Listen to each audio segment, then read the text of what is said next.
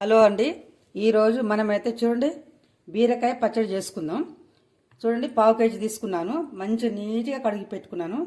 ఇప్పుడైతే మనము ఈ సన్నటి లేయర్ ఉంది కదా, ఇది కొంచెం లైట్గా తీసుకుందామండి, లేకపోతే పీసులు పీసులుగా ఉంటుంది పచ్చడి చేస్తే. సరేనా?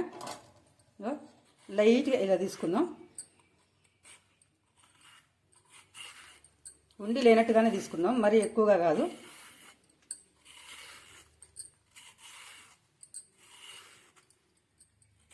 ఇలా తీసుకోవాలండి. చాలా అంటే చాలా బాగుంటుంది బీరకాయ చట్నీ ఇట్లా తీసుకుంటే.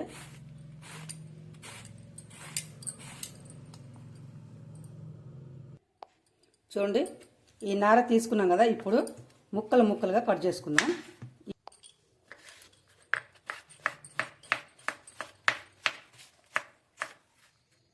చూడండి, కట్ చేసుకున్నాం కదా, ఈ ముక్కలన్నీ ఒక గిన్నెలోకి అయితే తీసుకుందాం. చాలా లేత బీరకాయలు ఎంత బాగున్నాయండి. ఇప్పుడు మనము కొంచెం ఆయిల్ తీసుకుందాం, ఎందుకంటే ఇవన్నీ మిరపకాయలు కానీ ఇవి కానీ వేయించుకోవడానికి. ముందుగా నేనైతే పల్లీలు తీసుకుంటున్నా, కొంచెం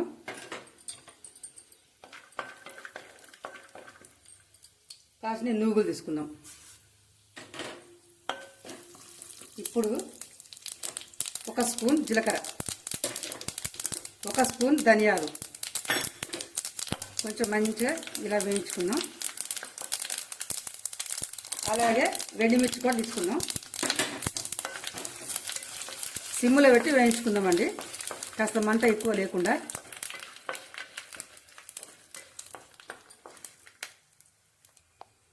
చూడండి, మంచిగా వేగాయి కదా, ఇప్పుడు తీసుకుందాం ఒక గిన్నెలోకి. మిర్చిగా వేయించి తీసుకున్నాం కదా, ఇప్పుడు మళ్ళీ బీరకాయలకి కాస్త ఆయిల్ పోసుకొని చూడండి బీరకాయలు అయితే వేసుకుందాం. బీరకాయ ముక్కలు మంచిగా ఒక 4-5 నిమిషాలు మంచిగా మగ్గేలాగా ఉంచుకుందాం. చూడండి, ఒక స్పూను ఉప్పు అయితే వేసుకుంటున్నాను, ఎందుకంటే మంచిగా మగ్గుతుంది. అలాగే మనం కట్ చేసి పెట్టుకున్న కొత్తిమీర ఉంది కదా, ఇది కూడా వేసుకుందాం. మంచిగా ఫ్రై అయితే టేస్ట్ కూడా చాలా బాగుంటుంది బీరకాయ. మనం నానబెట్టుకున్న చింతపండు రెక్కలు వేసుకుందాం, ఎందుకంటే కాస్త పచ్చివాసన లేకుండా ఉంటుందండి. ఒక్క 5-6 సెకండ్లు ఉంచుకొని తీసేసుకుందాం. చూడండి, పసుపు వేసుకుందాం 1/2 టీ స్పూన్. చూడండి, బీరకాయ అయితే మంచిగా మగ్గింది. ఇప్పుడు మిక్సీలోకి వేసుకొని చట్నీ తయారు చేసుకుందాం.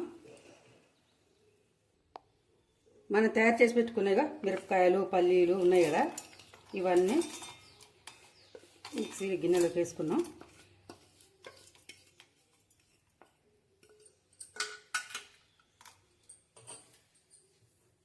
అలాగే పొట్టు తీయకుండా వెళ్ళిపోయే గర్భాలు ఉన్నాయి కదా, అవి కూడా ఇందులోనే వేసుకుందాం.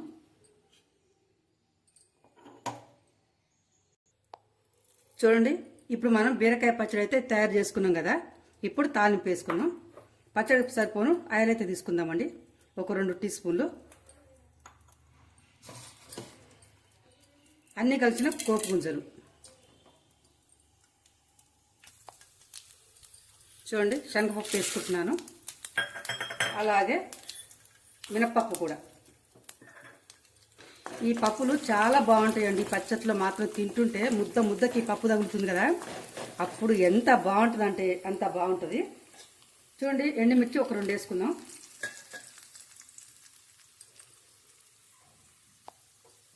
ఇప్పుడు కరివేపాకు వేసుకుందాం.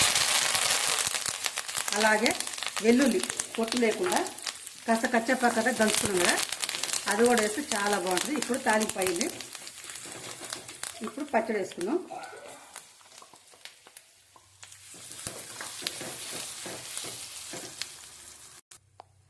చూడండి, బీరకాయ పచ్చడి అయితే రెడీ అయింది. ప్లీజ్ అండి, మా చట్నీ కనుక మీకు నచ్చినట్టయితే ఒక చిన్న లైక్ ఇచ్చి సబ్స్క్రైబ్ చేసుకోండి ఫ్రెండ్, మాకు సపోర్ట్గా ఉండండి. సరేనా? వేడి వేడి అన్నంలో వేసుకుంటే సూపర్ అంటే సూపర్గా ఉంటుందండి ఈ పచ్చడి.